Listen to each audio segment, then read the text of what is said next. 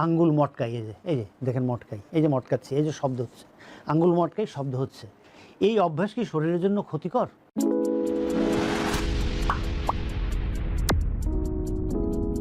চলুন আমরা একটু জেনে নেই।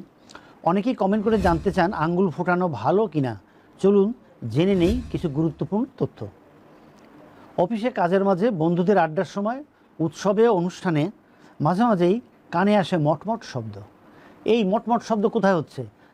আমরা তাকিয়ে দেখি বা বুঝতে পারি কেউ এরকম আঙ্গুল ফোটাচ্ছে, আঙ্গুল চাপ দিয়ে ফোটাচ্ছে। আঙ্গুল মুড়িয়ে ফুটিয়ে শব্দ তৈরি করেন। তাদের স্বস্তি হলেও অনেকেই এই বিষয়টিকে বিরক্তিকর চোখেও আবার দেখেন। এই আপনি সবার মাঝখানে আঙ্গুল ফুটাচ্ছেন কেন? ফুটালে একটু আড়ালে যান ভাই, সেই বলে। অনেকেই বলতে শোনা যায় যে অনেকেই কী বলে, আঙ্গুল ফোটানোর ফলে ভবিষ্যতে বাতের সমস্যা হওয়ার ঝুঁকি থাকে না।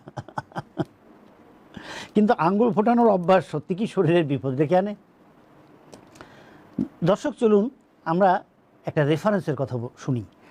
আর্থ্রাইটিসের ব্যাপারে বা আর্থ্রাইটিস অ্যান্ড রিমাটোলজিম বা রিমাটিজম বলে একটা জার্নাল আছে। সেই জার্নালে গবেষকরা এটার ব্যাপারে কথা বলছে। আঙ্গুল ফোটানোর সঙ্গে বাত হওয়ার কোনো সম্পর্ক নেই বলে ওনারা, এই বাতের বিশেষজ্ঞ চিকিৎসক বলছে। আঙ্গুলের অস্থিসন্ধিতে তরল পদার্থ জমা থাকে।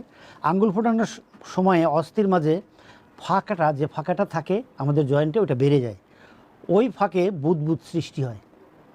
বুদবুদগুলিতে nitrogen, oxygen, carbon die oxide পূর্ণ থাকে, এই প্রকার গ্যাস থাকে। গ্যাসে পরিপূর্ণ সেই বুদবুদগুলি ফেটে গিয়ে মটমট শব্দ হয়। গবেষণায় বলা হয়েছে যতক্ষণ না আঙ্গুল ফুটালে ব্যথা কিংবা ফোলার ভাব দেখা দিচ্ছে, ততক্ষণ আঙ্গুল ফুটালে কোনো সমস্যা নয় বা কোনো অসুখ সৃষ্টি করছে না। এই অভ্যাসের কারণে আঙ্গুলের জড়তা কাটে, আঙ্গুলের নরম টিস্যুগুলো স্ট্রেস হয়। তাই মাঝে মধ্যে আঙ্গুল ফোটানোর বদ অভ্যাস নয়, বরং এর প্রভাবে শরীরের অনেকটা লাভ হয়। তবে দর্শক মনে রাখবেন, অবশ্যই নাপিতের দোকানে বা সেলুনে বা চুল কাটার দোকানে বা হেয়ার পার্লারের কাছে, পার্লারের কাছে গিয়ে ঘাড় ফুটাবেন না, মাস্ট ফুটাবেন না, অবশ্যই ফুটাবেন না। ধন্যবাদ সবাইকে।